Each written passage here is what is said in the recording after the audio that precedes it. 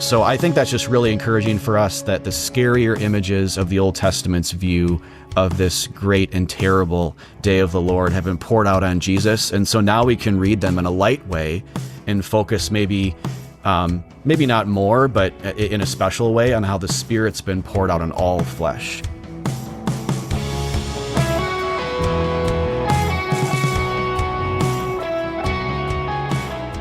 Welcome to the Red Tree Pod, a project aimed at seeing how grace clarifies our otherwise confusing lives and attempts at reading the scriptures.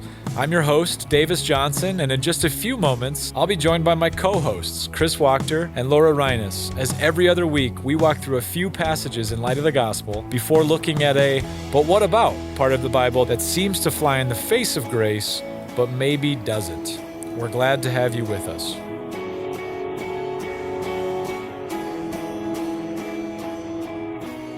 Well, we are back with another episode of the Red Tree Pod. Chris, Laura, very good to see you on my digital sight lines. I'm going to mix it up a little bit today, and rather than ask you how you're doing, I want to tell you what I did this week in my visiting of the dentist, and then ask you your favorite dental experiences. So I'll give you a little time to think.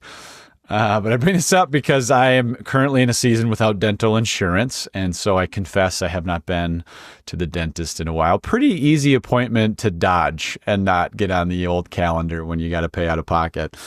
And so I was experiencing a lot of dental sensitivity across the board. There wasn't like a specific location. I was just like, all of my teeth were just like really sensitive. Hot stuff, cold stuff. Nothing stuff, just made my teeth feel very sensitive. So lots of fear building in this process. Hadn't been to the dentist in a long time. And I've never had a cavity. And so I had this feeling that I was going to go in there, and I pictured the scene. The doctor comes in, after they did the picking and the x-rays and stuff. And the doctor just says, "You know what, Davis, we've never seen this before, but it's not that you have all cavities. It's that it's one cavity, but it's all of your teeth, and we're going to take them all." Like I hate to bring you this news, but that's what's happening, and I'm sorry. I hope you enjoyed the time with your teeth. So that's what's happening in my mind. And the good news is that none of that happened, and my teeth are okay. But they didn't give me an answer as to why I'm experiencing sensitivity in my teeth. So it feels good in one sense, but also, why are my teeth sensitive? And that's what's on my mind this morning. I thought you should know that, and then I want to hear your best dentist or recent dentist stories. You guys got any? Is this an experience that you're familiar with, going to the dentist? Is that a thing? Yeah, I feel like you're probably sensitive just because you're old, Davis. It turns out that actually is a dental explanation that they can use. This has happened to you. You've been told that. It's happened to me, yeah. I was literally in the chair waiting to have my wisdom teeth removed. And this was right after we moved to Minnesota. So 2017, something, just a couple years ago. Well, oh my gosh, that was quite almost, yeah, we're getting up there. And yeah, literally in the chair waiting for them to put me under, because I'm like, there's no way I'm staying awake for this. And the dentist comes in, he's like, "Just so you know, like, the recovery is probably going to be a lot harder because you're a woman and you're a bit older." And I'm like literally waiting for them to like give me the shot that's going to knock me out. I'm like physically shaking in the chair because I'm not a huge fan of the dentist, and that like this one, it just wasn't going to be a fun one. And that was what he chose to say to me in this moment. So Davis, if you just would be better at not being so old, maybe better. Your teeth do better. Just do better, you guys. As sensitive. Come on. Yeah. But at least you're not a woman, so it could have been worse. It could have been worse. Yeah, I don't know what science that was based on, but I'm sure it was valid. There's a book. It was written circa pre-1950, but it's in a book somewhere. Wow. How about you, Chris? You've been told that you're a woman or old lately at the dentist? Not lately. Okay. No, I've been guilted by, not by gender, by age, but by, flossing, which is something a lot of people get, I know, but I had a experience. I think it was the last time I was at the dentist, and he I'm bracing for the whole speech. Like, you got to floss more and all this. And of course it came, but then he took a left turn I didn't expect. He said, some research is showing that actually the bacteria in between your teeth when you don't floss as much can cause forms of cancer elsewhere in your body. Boom. And I thought, wait, what? Like, all of a sudden I'm going to get cancer now because I don't floss every day. And I'm like, this got a lot darker than I was expecting. And goodness. He's a nice guy too. And he's not mean or anything. He's actually a good conversationalist. And I think he's a good dentist, but that just surprised me. The first time in my life that I've been told that you need to do better because you're going to give yourself cancer for not flossing every day. So stakes are high. Life is hard enough. And then I got that to kind of weigh me down with. So, wow. I love when they ask you that. Hey, do you floss? Yeah, I floss every time I come here. You do it for me. It's what exactly. Isn't that how that works? Isn't twice that a year? Twice a year at least. Twice a year. Or in my case, since the last time I saw you, which is not on my calendar. Yeah. I don't know when I was here. Yeah, right. Honestly, like, I just think it's ridiculous at this point because I'll just, I'm like bleeding all over them. And they're like, do you floss every night? I'm like, yeah, I sure do. Can't you tell? Obviously. Yep, I'll play this game. I do, twice a day, actually. Yes, I do. Yes, I do. Are you sure? I think the floss question rivals the did you read the terms and conditions? Like, which one do people lie about more? That's a good, oof. Yeah. I think those are the stats in heaven I want to see. I think that they have in their minds whatever people say. They just assume people are inflating. So they're like, yeah, if people say 2 times a month, it's once, or less. Or I think they just do that. They've learned. Oh, that is incredible. Well, enough about our genders, ages, and dental hygiene habits. Let's talk about the Bible. We got some fun passages today. We're looking at Genesis 38, maybe the most Game of Thronesy passage that we have in the Old Testament. From there, we'll turn to this sermon in Acts 2. Peter gets up and preaches right after Pentecost or during Pentecost. It's a wild sermon, lots of fun, lots to talk about in there. And then our "But What About" passage today is the end of the Sermon on the Mount, just 3 verses there, Matthew 7, verses 21 to 23, when Jesus seems to get all exclusive about shutting the door on heaven and saying who is and is not allowed to come join the party. So lots to discuss. We begin with Genesis 38. A lot of the book of Genesis is the story of the book of what's called the patriarchs, which are these the men of Israel, who kind of were the members of the family that steers a lot of the story. You're kind of following this one family after the cosmic view that we were given at the start of the world, the fall into sin in Genesis 3, the cosmic reset button with Noah that we talked about last time on this podcast, and then after the Tower of Babel, where all of the peoples are separated across the earth. All of a sudden, the camera zooms into just one family that begins with Abraham, and then we're going to follow his descendants. Those are the patriarchs. And so one of those guys is named Judah, and that's who we get a very intimate glimpse into in Genesis 38. We're given a lot of details about his sex life and his son's sex lives. It's kind of wild. But it's all about what happens to his children. And it's an interruption of the story of Joseph, who seems to be like Noah's the most righteous cousin, like him and Noah have a lot in common where they just seem like, oh my gosh, this is the guy. This is who I would want to be on my team. And we'd expect the lineage of Jesus to be connected to Joseph.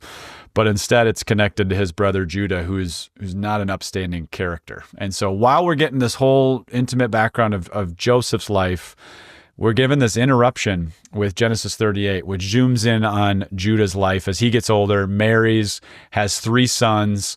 The first one finds a wife, and he dies. And so to fulfill the law in Deuteronomy, Judah tells his second-born to take on his brother's wife and fulfill his duty by having kids with her.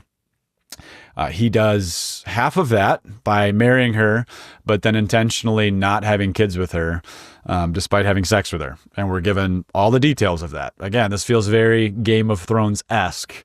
But God sees him doing this and is not pleased and kills him. I mean, it's just like, what am I reading right now? And then the third son, the youngest son, Judah said he's probably freaked out like a lot of us would be, and decides, I'm going to lie to my daughter-in-law and say, oh, my youngest son, he's not ready yet. I'll give him to you when he's ready. He's got to get a little bit older, which we're given kind of backstage pass to go, that's not what he's going to do.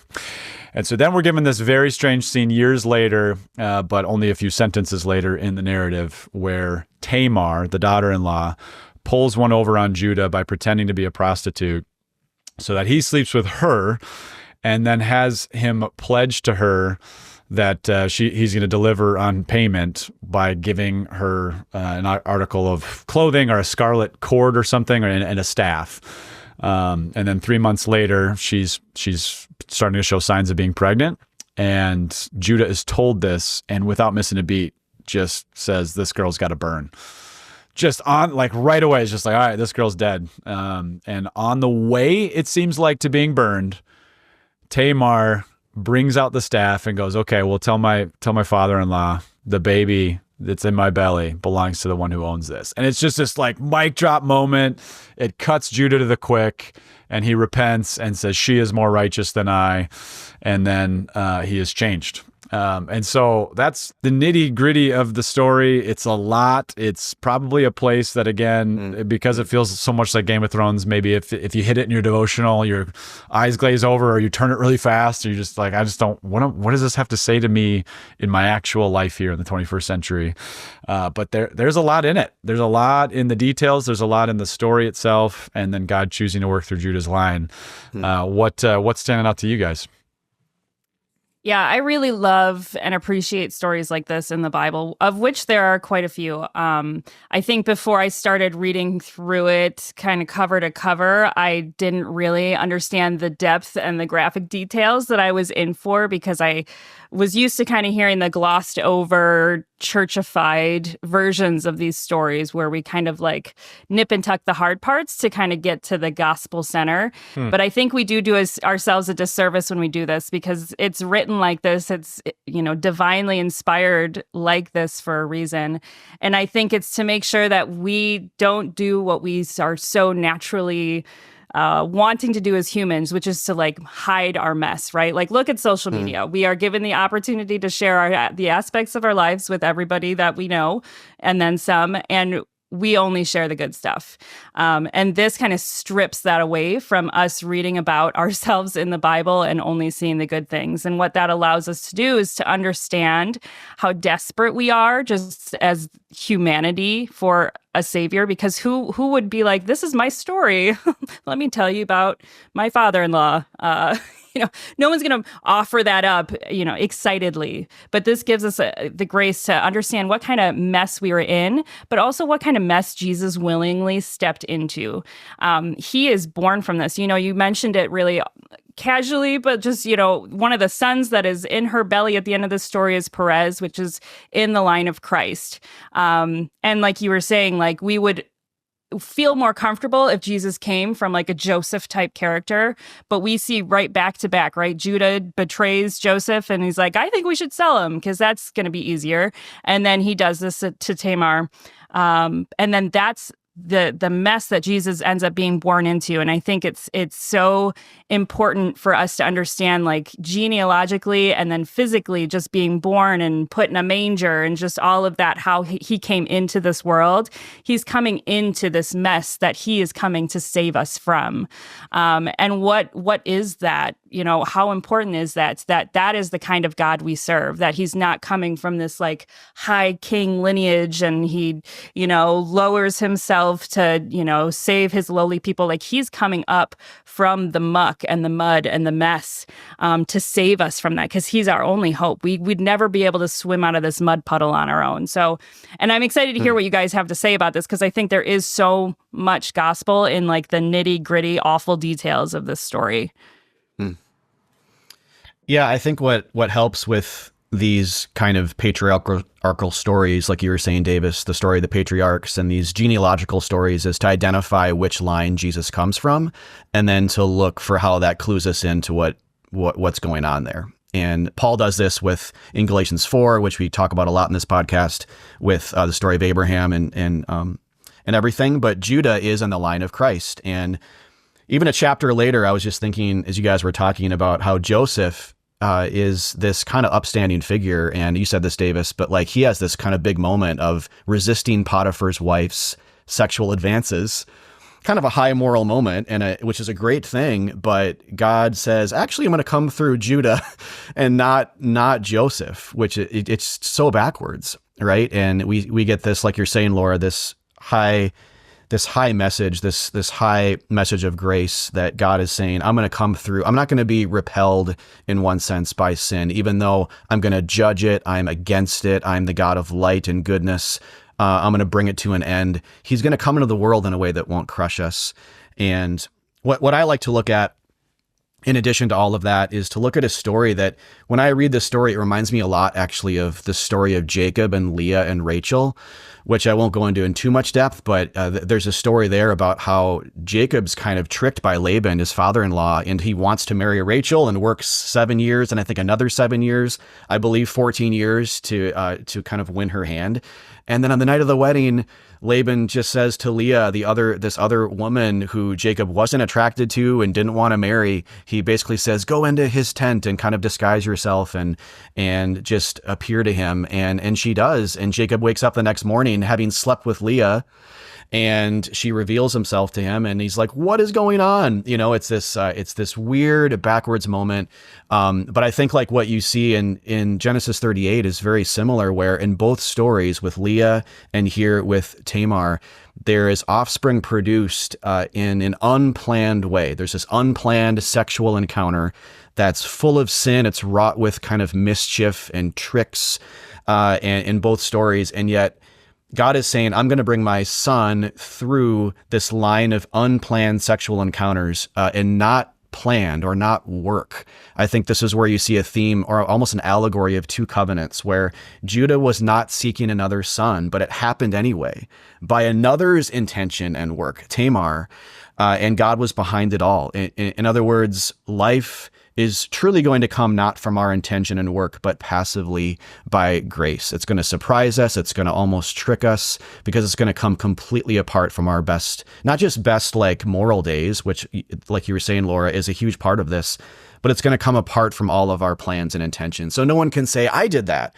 Like, Judah can't say with Perez, like, I did this. I was perfectly planning this. It was my best moral day and my best moral intentions. And that brought the line of the Messiah into history. But for all history, it's going to be God did this. It's going to be God through Tamar. It's going to be Tamar, maybe even as a Christ figure here, who's going to be the one held up as the one to bring this about. And so Jesus coming from the line of Judah, this is the line. And Judah's going to have more to say in the story and so forth, but this is a big deal here, that Judah is not a great guy. And he's also not one who can anyway take any credit for salvation, just like we can't. We can't take any credit for what God is doing through the Spirit in our lives. And so the fact that the Messiah comes from these kind of Leah stories and Perez stories and Tamar stories and Judah stories completely flips the script on a high view of ourself, in our ability to turn God's head, in our ability to covenant with him relationally by the law or by what we do. It's a complete script flip, and it's good news for us as sinners ourselves, as people just like Judah's sons who are completely messed up sexually and completely messed up otherwise, that God does this, that he speaks his son into these stories for us to kind of have a bit of an anchor for the soul. Yeah, and there's probably more threads to be pulled, especially with Tamar as a Christ figure, one who's veiled to bring about something that as a big part of the story that God is telling.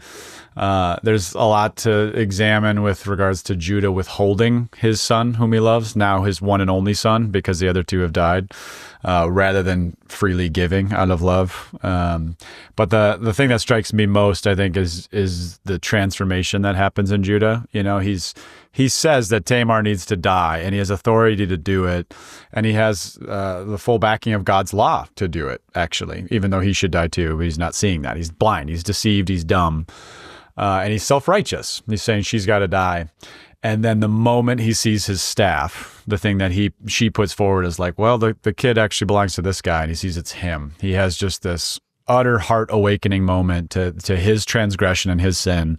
And he says, she is more righteous than I. So he moves from this position of utter self-righteousness and disregard for God's calling in his life to becoming completely aware of his own offense.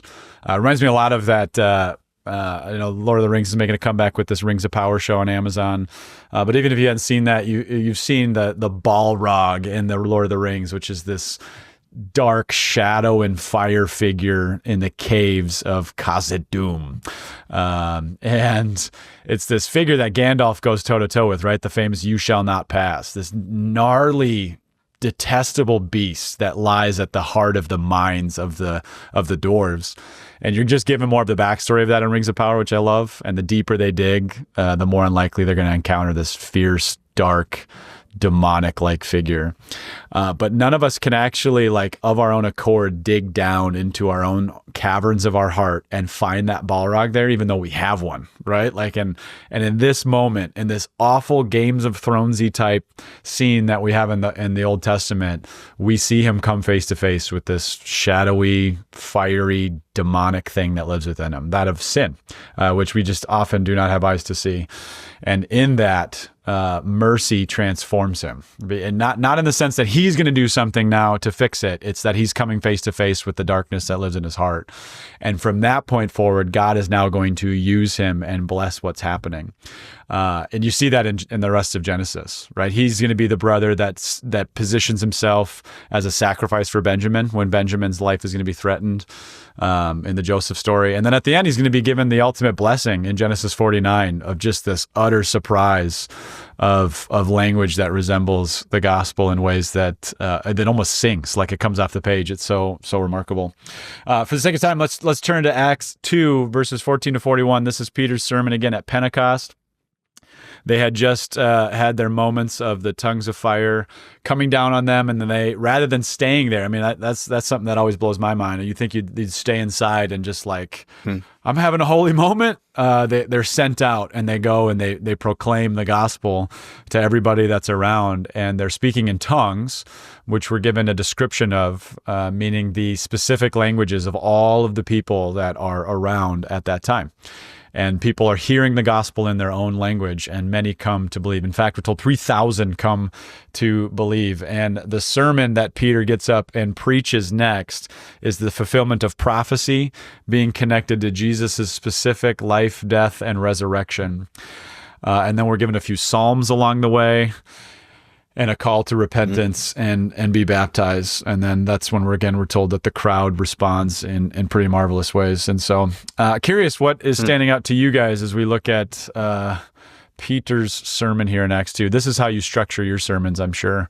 You just copy paste what he does here in Acts 2. It is really interesting how quick he is and how natural it is for him to quote the Old Testament, which I always love. This is, I think, in a lot of ways, an archetype Christian. It's the first Christian sermon ever. Really. I mean, yes, Jesus preached about the kingdom, obviously, and the prophets preached, you could say, in the Old Testament. But this is the first post-cross and an empty tomb kind of Christian sermon, and just how instinctually Peter looks back to these different psalms and prophecies and says this was all about Jesus all along. Whether explicit or implicit, on the spectrum, it's going to be a little bit different in terms of how shadowy it is. But just how quick he is to do that, I think, says a lot for our own Bible study and how we should follow this example with how we look at Scripture too. And you mentioned the veil with Tamar Davis, just how that veil's pulled up now, and there's no more secret or mystery anymore. That Jesus shines his light on this. And one area I like to see too with how he's doing theology is how he's quoting from, I believe it's Joel, in talking about the day of the Lord. So in Joel 2, in these last days, I'll pour my spirit out on all flesh. And he describes the day of the Lord like a lot of the prophets do, with this pretty apocalyptic imagery with blood and smoke, billows of smoke and darkness. The moon will turn to blood. And so what I like about him quoting that here is that this is not a heavy, dark moment. This is the lightest of moments. Jesus is alive, and Peter's saying everything's come to fruition now. All of God's promises, everything he said was going to come to pass has in the person and work of Jesus. And all you have to do is believe, and all these people are hearing and being saved. But what I like about the imagery, though, too, and this is helpful for us in how we read the Old Testament when the Day of the Lord's talked about, is that if you look at the blood mention and the darkness mention, I mean, especially, but also other things, like those are things Jesus took on, right? Literally, that the day of the Lord, though a dark thing, and though God's promising judgment against his enemies, we don't have to be scared and threatened by this. This is not a live your best life now, or else this will happen to you, that you will have the billows of smoke and the fire of God poured out upon you. This is, Jesus came to bear all of that. He bore the wrath of the Father in our place. He spilled his blood. He was the heavenly light in the heavens that turned to blood. He was the one who bore the darkness even at high noon on that first Good Friday ever. And so I think that's just really encouraging for us, that the scarier images of the Old Testament's view of this great and terrible day of the Lord have been poured out on Jesus. And so now we can read them in a light way and focus maybe not more, but in a special way on how the Spirit's been poured out on all flesh, that there's no distinction. It says, even on my servants, that there's no hierarchy when it comes to the day of the Lord. It's everyone's being poured out upon, all kinds of people, the far and the near, the servants and the kings. And you see that story play out beautifully in the book of Acts, how unnamed cripples are hearing the gospel, and then named governors and Caesars are also hearing the gospel, and everyone else in between, because it's by grace we're saved, not by some kind of precondition or something that we've inherited, on the basis of a name or by genealogical bloodline or some kind of morality. But it's just simply that the Spirit's doing the Spirit's doing the pouring out and saving us by grace, not by works. Yeah, I love passages like this, and we'll see it again in Stephen's sermon and, all over Hebrews. Paul does this a lot, where he takes a literal passage from the Old Testament and says, look, this is about Jesus. He was speaking about Jesus. David was speaking about Jesus. And he gives us the grace and the confidence to then do that with the Old Testament, where we can confidently say, like, this was about Jesus. Like, all of these stories, all of these verses, all of these songs find their culmination and their climax at the foot of the cross. And I love this one in particular because at the end we see that 3,000 people were saved after this kind of call to repentance that Peter gives them. And I think it's such a wonderful bow on the story of redemption that kind of starts at Sinai. Way back in Exodus, we have this story about Moses descending Sinai the first time with the first version of the law.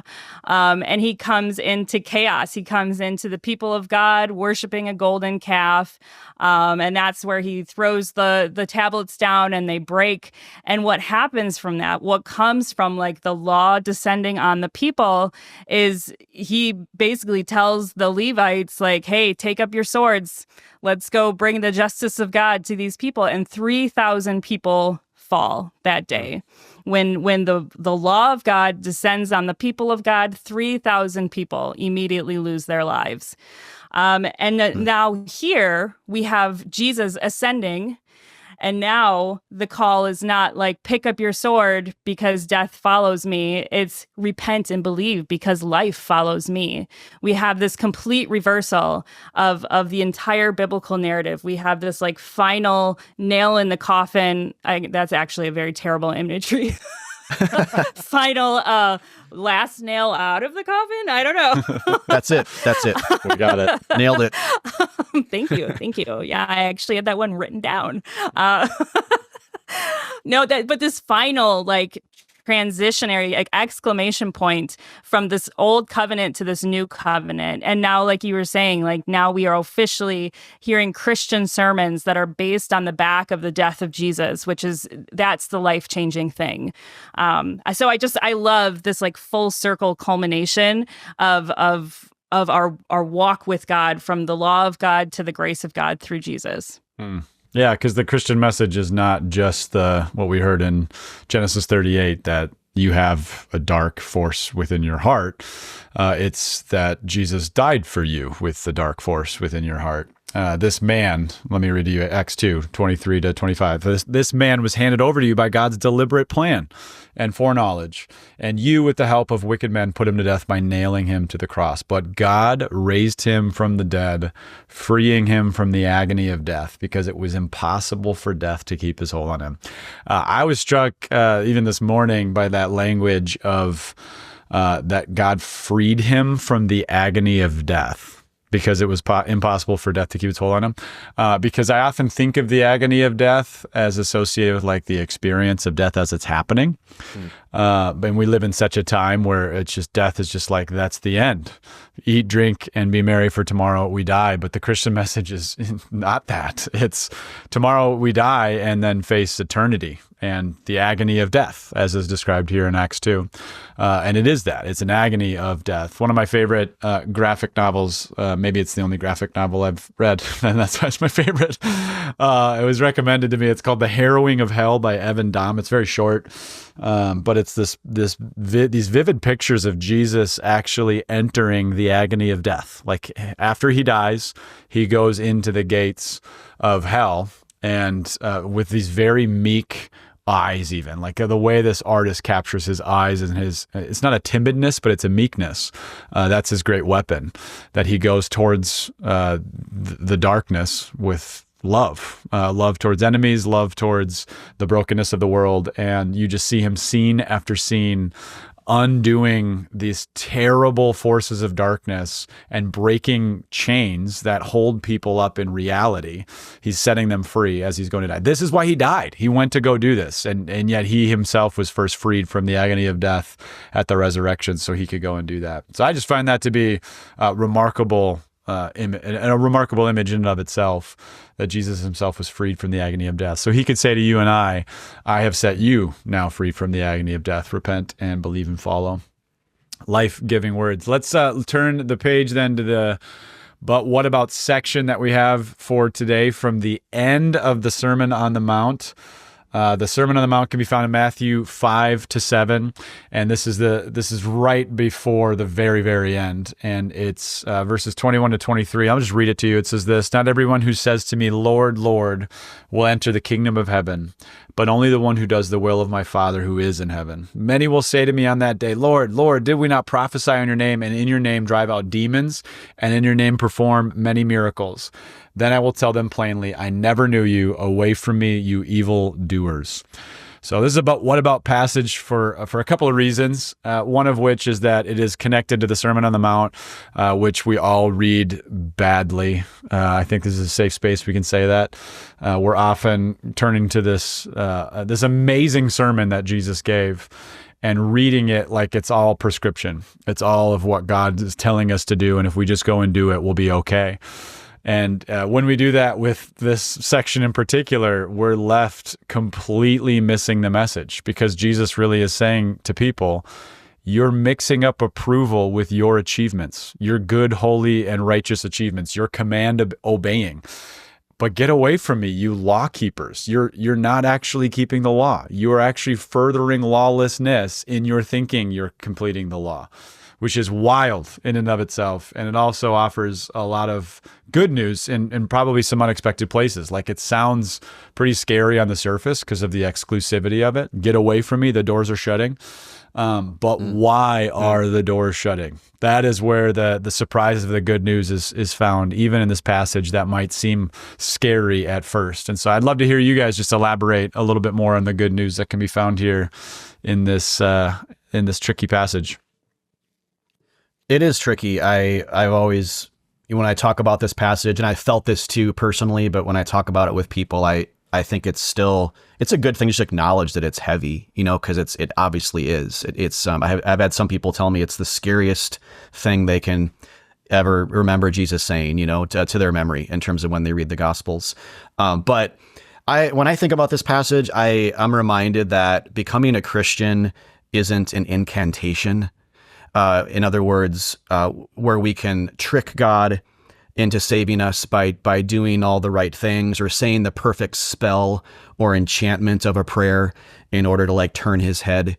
It's kind of what you see with the Lord sounds like a prayer. To me, it almost sounds like an enchantment, and they talk about what they've done for him. But salvation is better than that. It's simply believing from the heart that he is the Son of God who came to die for us and to rise again. And so we don't have to say this perfect sinner's prayer or just kind of hold up our resumes or something. And so there's a judgment that comes with it, and I think there's a warning to heed. But at the same time, we don't have to get crushed by this. This is not like, oh man, how am I going to talk to Jesus on that last day? What am I going to say perfectly? How am I going to have the right thing to hold up before him? It's actually just kind of exposing. It's not about that. It's not this perfect spell or incantation. Like, God's not impressed by that. We can't trick him. He's not looking for that. He wants us. And so just the simple faith from the heart that rests on him and not ourselves is in focus here. And I think from that, we can take a lot of rest and relief. Yeah, I think just the wording of this passage, you're right. It's it feels very heavy when you read it.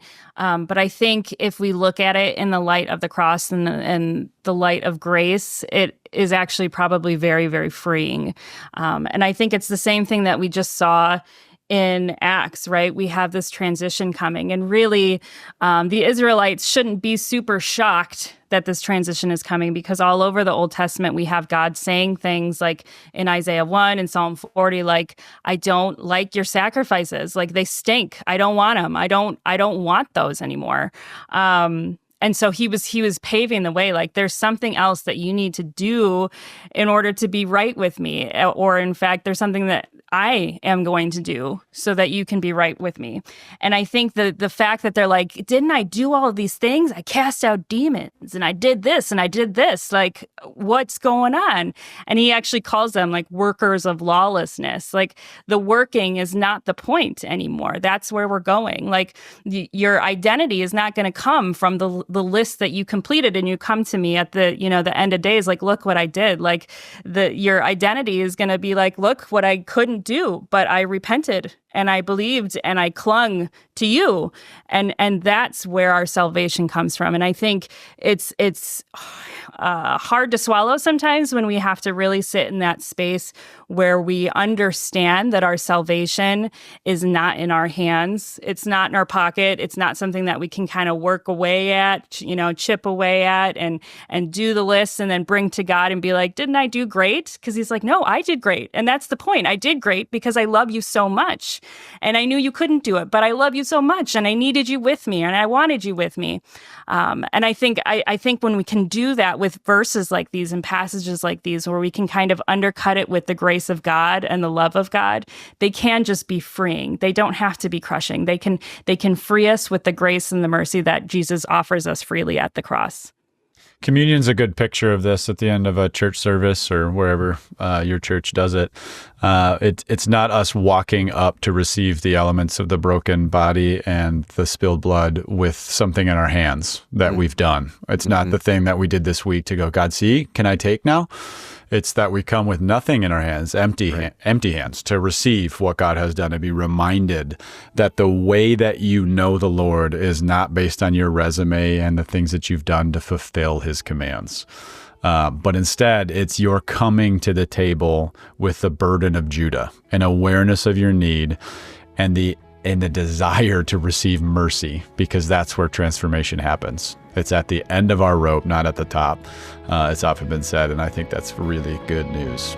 When he shall come with trumpet sound. Thank you for joining us. You can find us online at redtreegrace.com. Audio production for the podcast is provided by Dan Zeller and website support by Nolan Bauer.